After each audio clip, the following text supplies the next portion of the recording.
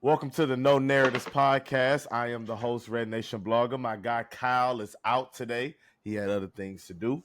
We salute you, Kyle. I brought my boy Jeff Quinn on, man. What's up, y'all? How you doing, man? I know you're a Mavericks fan, so I know you probably feeling good. How are things going right now? And just as a fan first, before we get to breaking down the game, how are you feeling right now? Man, it's been so long because like all throughout the 2000s, I was excited, I was hyped because the Mavs were in the playoffs most of the time. They were Yeah. they were in the mix Shout to to go to their the conference finals, in the mix to go to the finals those years. The 2010s we didn't really see that, but now that we have it, and it's just such a treat to like I don't think people understand like when your team drafts a generational player like Luca, you just like it takes your fandom to a whole different level because I couldn't even imagine the Mavs of all franchises would have drafted that guy, but then the fact that like he's done what he's done, he's got us to this is the second I think trip to the conference finals that he's had yes, in um, 3 years. in 3 years, and so it's just amazing, man. Just to be in the moment, enjoy the fact that Dallas is back being competitive. I'm so and just seeing that we made the trades that Mavs fans have been asking for a long time, and now it's bearing fruit. So That's good, man. I understand where you're coming from. I feel like my Rockets will be there next year, but that's neither here nor there. mhm. Man, as a person that picked the Wolves and I picked the Wolves to win in 6, I actually said, I wish I could find the post. I actually said I got the Mavericks winning game 1 because I just felt like Mhm. game 7 was a really emotional win. But then I looked and I said, well, yeah, I think that's an emotional win for the Wolves, but they got 3 days off. Like game 7 was Sunday. Yeah, You got Monday, you got Tuesday, and then you got, of course, tonight. So I felt like the Wolves might shake out of it. I don't want to attribute tonight's loss, whatever you want to say. I don't want to attribute that to maybe there being some lingering effects of game 7. I don't think that's the case. I just think that this team they shit the bed, man. Like they shit the bed. But let's start from the beginning. Kyrie Irving, he heard the noise. He heard Anthony Edwards talking, saying he was going to guard him. That was his main assignment. He comes out, has 24 points in the first half. I believe he was 11 or 14 from the field. Like he gave him a night's worth of work in the first half. yeah. I knew Kyrie. I was like, okay, Kyrie's coming along because I think he had 9 shot attempts in the first half, but also in Yeah, that I'm first first quarter he quarter. was First yeah, quarter. first quarter. Okay, first quarter. He Yeah. put out 13 points in 11 minutes. I was like, okay, Yeah. okay, Yeah. yeah, we got Cleveland Kyrie back. Like hmm he's He was on cooking. one. You could tell he Yeah, was on a mission. He kind of knew. I think he kind of knew that the role players wasn't gonna like. I don't think he wanted to wait on the role players tonight. hmm Luca was like consistent throughout. Like that's one thing about Luca: efficiency or not efficiency. If he's efficient, you have no chance. Like wrap it yeah, up, go home. But when he's just consistent and he's giving you what he gives you tonight through the first, through the second, through the third, through the fourth, it's really like he's just going to be consistent all the time. He's going yeah. to assist, he's going to rebound, he's going to score. Like that's what Luka does. But for Kyrie to come out and do what he did tonight in the first half specifically, it was absolutely phenomenal. He was getting to the rim at will, finishing over Gobert, finishing over Cat, finishing who was ever at the rim. And I really thought that the Wolves kind of allowed him to play like the way Yeah. he wanted to play a little bit. And I didn't like that. I thought they would be more physical, and they didn't. They let him get running starts. To close out the hmm half. To close out the half, when Anthony Edwards turned over the ball after hitting a deep three to try to get a 2-for-1, getting a stop, coming down, and throws it out of bounds, and then boom, all of a sudden, um, Kyrie comes down and just gets a hmm gets a bucket. It's a 3-point game at halftime. You know what I'm saying? So yeah, go Did it ahead, man. look You like got it. Kyrie was 32 years old out there? No, I mean, I guess, yeah. He got the gray hair, he got the I scruffy mean, I, beard, he I got mean, the gray in the like beard. from the way he was moving. 32 is not old. 32 I is mean, he's not not old, old, man. but it's just like I'm 32. Kyrie doesn't look like an old person. So I always No, think of I'm almost thinking course. like, oh, is Kyrie I get like what you're saying in the 27? context of the NBA. In the context of Yeah, the NBA, yeah, I get what you're saying. Yeah. Yeah, I mean, but I don't think that I think that Kyrie Irving just had it on his mind tonight. I really do. I think that he just had it on his mind tonight. I think the Wolves need to try to change that assignment because I think that Anthony was trying to hold Kyrie wore him down. I think that wore him down throughout the course of that game. But I don't know who else you could put out there on him. You can't. Conley is not going to work.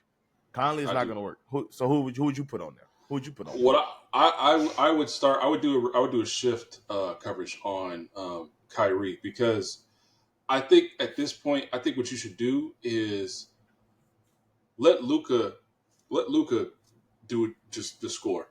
Let him pound the ball. Let him just get shots up. Let him play make, but don't let Kyrie get off. So I would start McDaniels on Kyrie, and as soon as McDaniels gets tired, come here, Nikhil, get on Kyrie.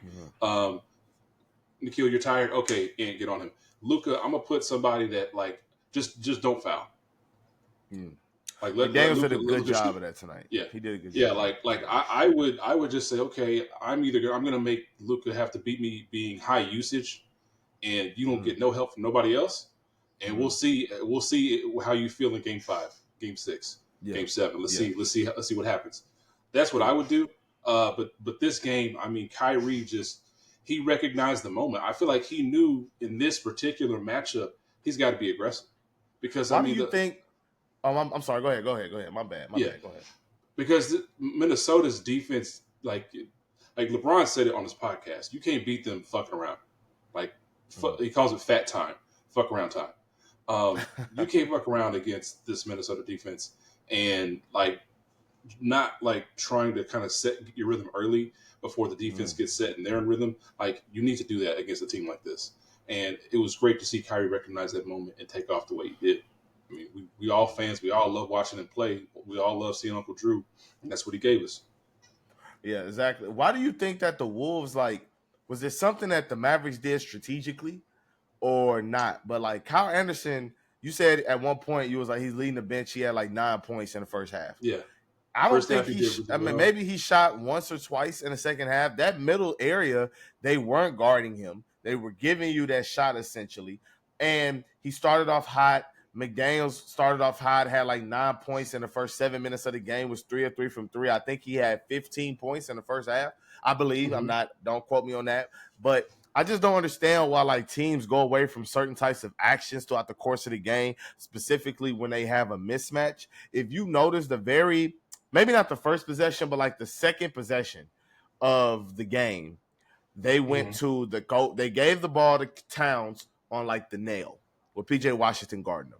And then Towns had Gafford came to help. Towns quickly passed it to Gobert, got Kyrie an early foul. Why not continue to do that action until you literally get sick to your stomach watching it? You know what I'm saying? Why go away from so many actions when you need buckets, or the 4-5 pick and roll where Gobert kind of set it and he like gets a running start to the rim while Towns gets a running start dribbling, and that lob is there. Like they didn't do any of those things in critical, I call it critical offense moments, your go-to stuff. Yeah, they didn't do it. Like I did you feel like the Dallas defense played a big part in that? Because I feel like there was a lot of rushed possessions. I didn't feel like there was a lot of organized offense. I don't want to get too far ahead of the game. I think later they did. Yeah. Dallas defense forced a lot because both teams shot 50% from the field in the first quarter.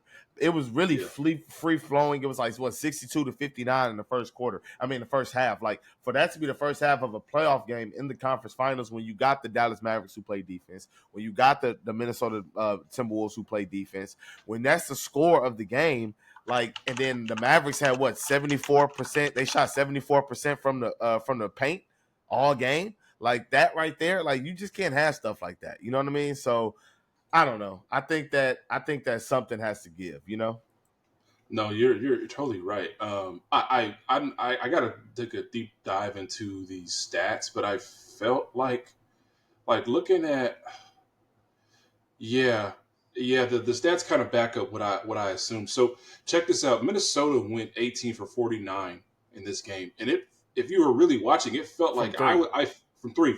Yeah. It felt like they were taking a lot of threes, and that's why I was like, are we like what's going on? Because the threes were just, and Dallas didn't shoot that much better. Dallas was 6 for 25.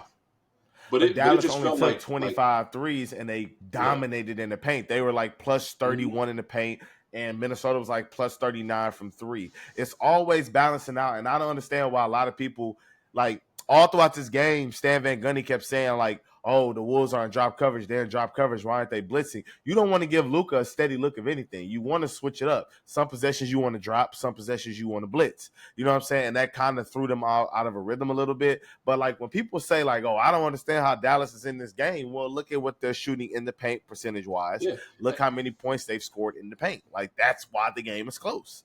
Like it's right. simple. I say look at the sets they're running to get their offense going. I mean, I Mm. don't want to get to the second half too far, but one thing I will say is that PJ Washington and Dallas's bigs are great in the pocket. Yeah. Short roll, Luka has three great short roll players that can make plays, 4-on-3. Minnesota kind of sort of has like Kyle Anderson that can do that, Naz Reid a Mm. little bit, but Dallas could just reliably have three of those, multiple of They those have the guys on the floor. playmaking. Yeah, They have they they have have all the players that can do that. they have the So playmaking. Yep. people say, "Oh, how are they scoring this defense?" Like, look, they're making Minnesota play defense 4-on-3, and Dallas is just converting, and that's how you sneak up in the game, how you stay around. Um, of course, Luka's heroics did play a part. His personal 7-0 run in the second half.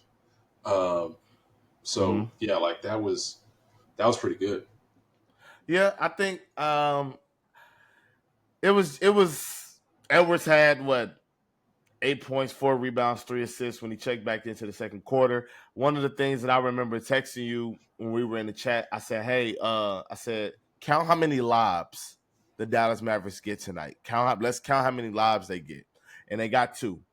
One I said we could count as a lob. It was when like Gafford got like wide open and he caught a nice Yeah, clean bounce pass and then he dunked it. Like I said, let's count that as a lob. But since they actually got actual lobs in the third quarter, like kind of to start the third quarter, like yeah, they got two lobs this game, and I was really paying attention to that. I was really paying attention. Like in the second half of this game, Kid, I believe, outcoached the Minnesota coaching staff. You know what I'm yeah, saying? I know a lot of people hate that term and they hate that being used, but if you just look, I just feel like Minnesota got away from all of their stuff. Every advantage that they yeah. had, they got away from it. And it looked like they just unraveled. In the fourth quarter, they unraveled completely. They just the last 2 minutes of the fourth, I don't know if it was fatigue. I don't know if it was the Dallas Yeah, Mavericks. that's why I said I'm looking at the offense to run it, but also look at the 3-point attempts. I mean, it felt like those Mhm, 3-point attempts they just started jacking towards the end of the game or mhm.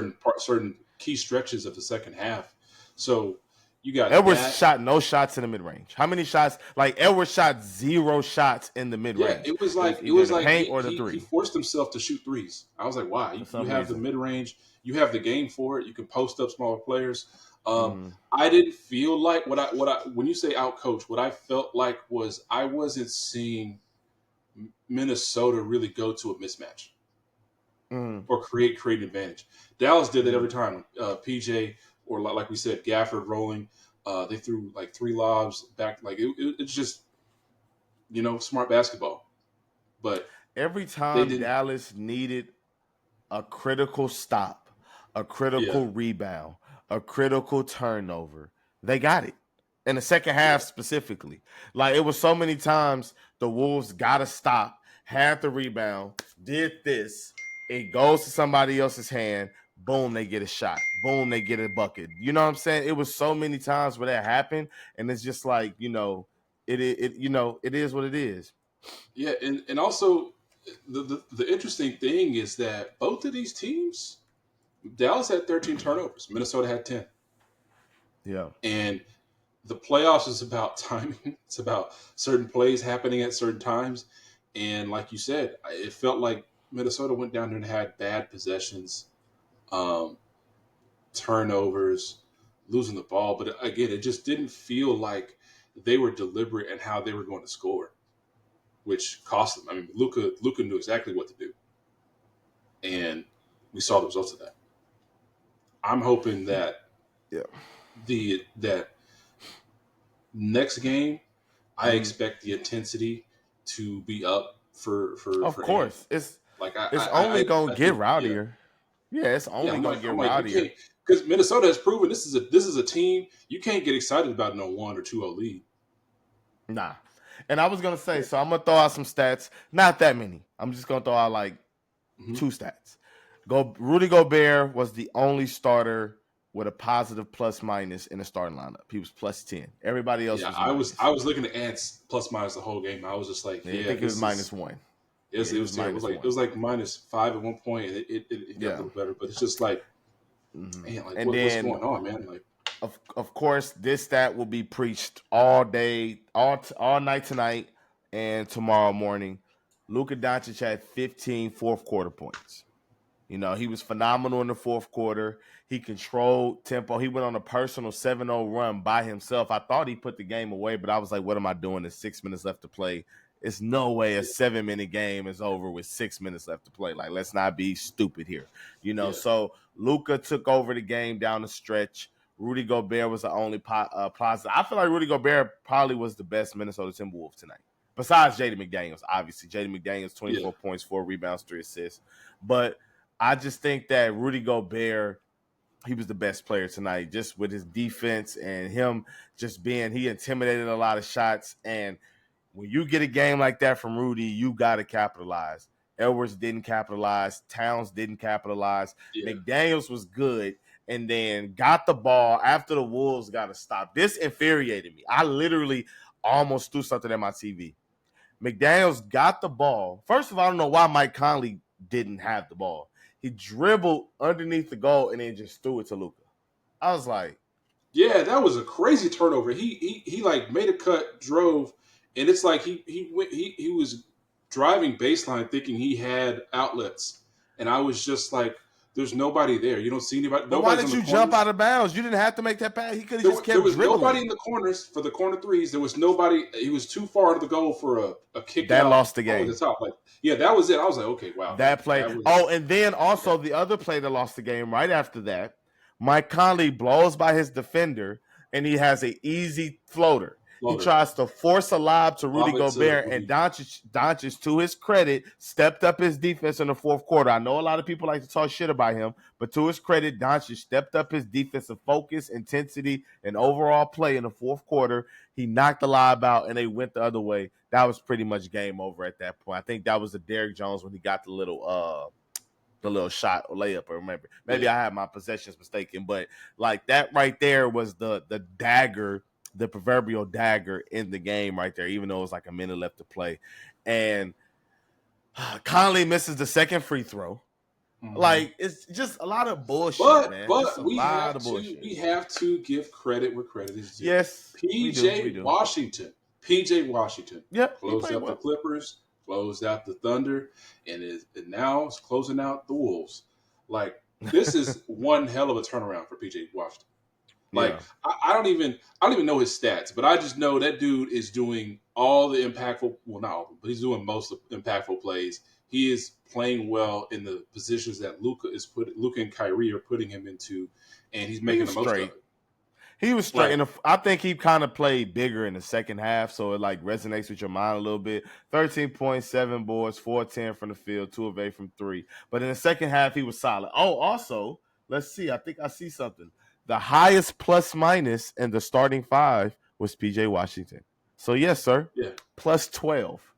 13 Luka points. Yeah, Doncic was that's a how much he had. -9, and Kyrie Irving was a +5. See, this is why sometimes I can't rock with plus minus sometimes, because Luka Doncic was a -9. So there are two stats in basketball that no one should ever really take seriously. Number one is plus minus. Number two is VORP.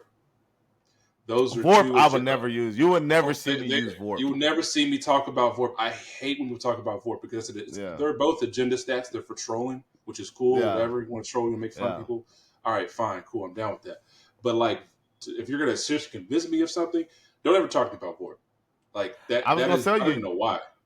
your boy That's just Derek ridiculous. Lively, your boy Derek Lively though. This kind of translates: plus 19, 9 points, 11 boards, 4-4 from the field, 2 blocks, 3 assists, and only 1 turnover. It adds up with him. 4 offensive Yeah, rebounds. It when it adds looks up good, with you gonna him. look good. when it The looks only good, you turnover will he look had good. was the travel when Conley Yeah, came the travel. and he traveled. Yeah, And and he should have he just should went up just and use got one of his fouled. weapon Yeah, he shot should have shot just went call. up. He probably would have got Um, fouled or whatever the case may be. But yeah, yeah, but see, when it's positive, you're gonna look good. You're gonna look like, oh my god, he's this, and that. Derek played well, but I'm you not gonna messaged add me any about something though. about what. You messaged me about Jason Kidd using both of his Oh challenges in the yeah, third quarter. I was like, hey, Jason used both of his challenges, I believe, in the third quarter. Third quarter. Third quarter. Yeah, in the third quarter, and so I was like, okay, that's scary But because what we learned, what we go ahead. learned is you win a challenge, you do not get your timeout back. The first one you get it. The first one you Oh keep wait, your wait, wait. timeout. No, yeah, the The second one, if you second win, one you you don't lose get it your back even because if you win that it. happened with the Yeah. Lakers. Yeah. They But lost. They won and then lost their timeout. So I was curious to see if that was going to affect them because he used the second one, I believe, at the end, towards the end of the third. So I was like, like okay, middle, like midway. It was kind of crazy. yeah. I was like, why did you do And I that? was like, okay, Yeah. so we gotta hope that the game doesn't get to a point where you need those timeouts. And What's the thankfully, Wolves Wolves coach? turnovers. What's the Wolves interims coach name? Mike Nori is his name. Whatever his name is, he one upped Jason Kidd's dumbassedness. The push in the back.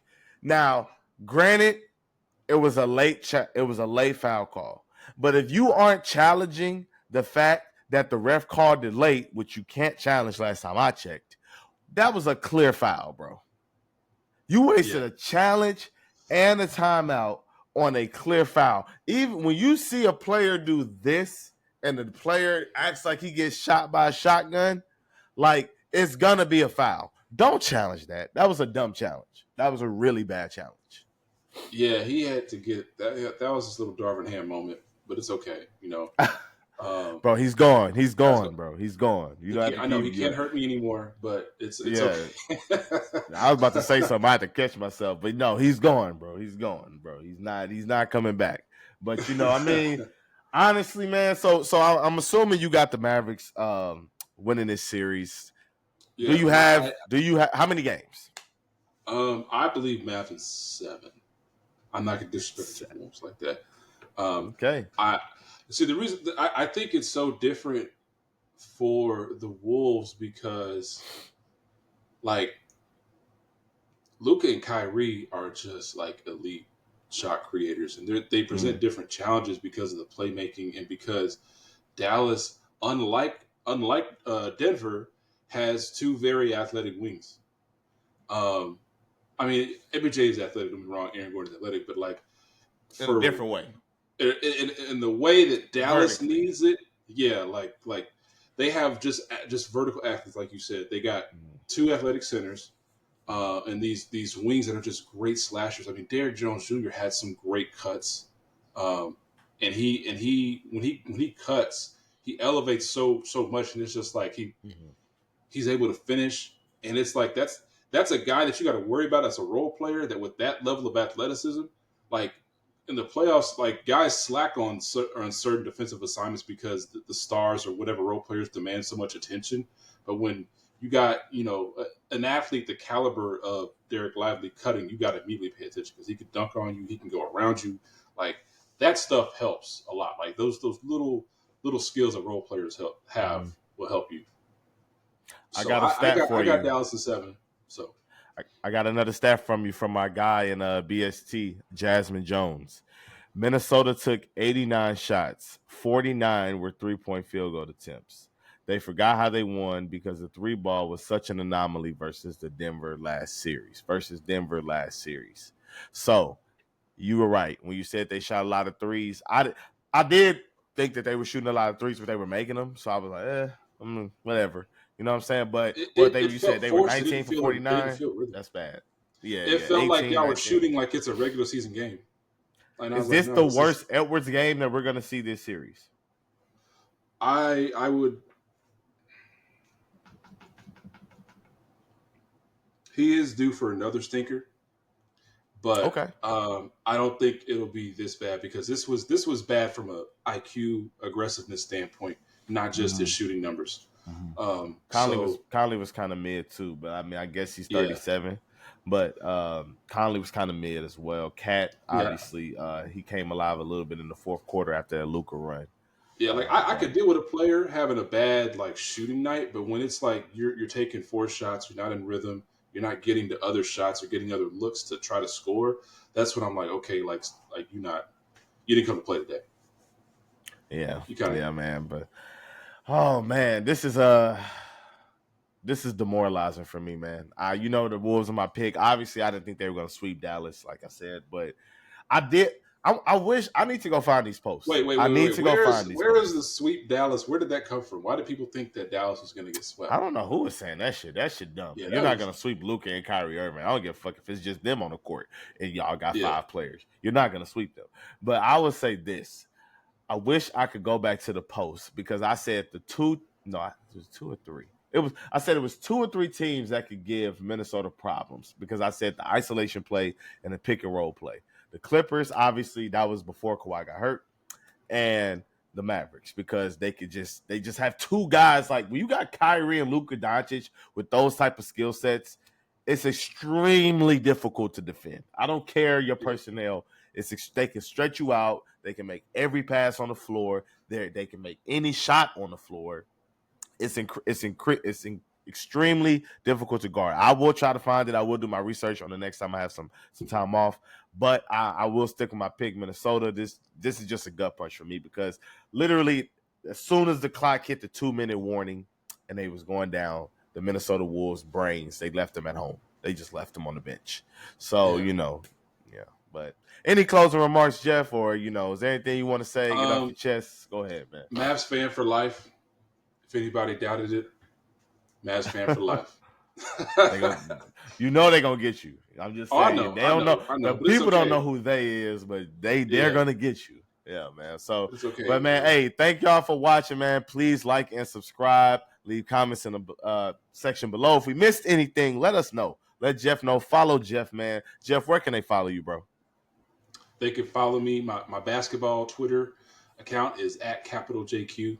So you can definitely find me there. Yo, but you got a basketball Twitter account @JQ, and you haven't told anybody yet. I'm working on I'm trying to figure out how I want to structure my content. Okay. So that's really what I want to do now. Like, do I want to do everything? Do I want to do one team? Do I want to do multi-teams? Do I want to troll? I don't know, because those troll checks on Twitter be hidden though. Like, I be seeing the checks people be getting on Twitter, and I'm like, all you do is just talk about Kobe, and you got $5,000 off that. Yeah. Okay. So that's funny. That's not in my bag. I don't got it in me, man. People, and look, I'm glad that we talked about Kyrie and we started off talking about Kyrie. You know what I'm saying? This is going to be my closing remark. A lot of people think I don't like Kyrie. It's not that I don't like the dude. I like Kyrie. I just don't think he's the most skilled player of all time. Like, is that so bad to say, hey, I don't think that this guy is the most skilled player of all time? We have to understand, you cannot compete with fans that are sexually attracted to the way a guy dribbles. Like, after that happens, it's over. It's over. He was on one, bro. He was on one in the first half. It was fun to watch. I'm like, oh my God, this dude is cooking. And the only thing I can think of is people are going to use this to say, your boy Ben already didn't mention me. Told you it could be a number 1 option. Because of one game, I seen Kyrie put up 40 in the finals versus the Warriors. And I'm still not saying he's number 1 option. You think this game gonna change my mind after I done seen him put up 40? You can't even have that conversation because you can see listen, Kyrie's best years have always been when he's played next to what type of player? A playmaker like Harden, Luka, LeBron. When he is deployed as a scoring option, that's when his best season. The best. 50, 40, 90. Yeah, like that's him at his best, and that's what he is, and that's fine. That's fine. That's what he is. Like, you need an engine. Kyrie's not an engine. Yeah, exactly. And he's a great everybody can't be that brake system. Everybody can windshield wipers. Exactly. He's all that. He's all that. He everything else, but that engine, no, he's not. No, he's not. But yeah, man. For sure. Hey, thank y'all for watching, man. Put the comments below, like and subscribe. We out. All right.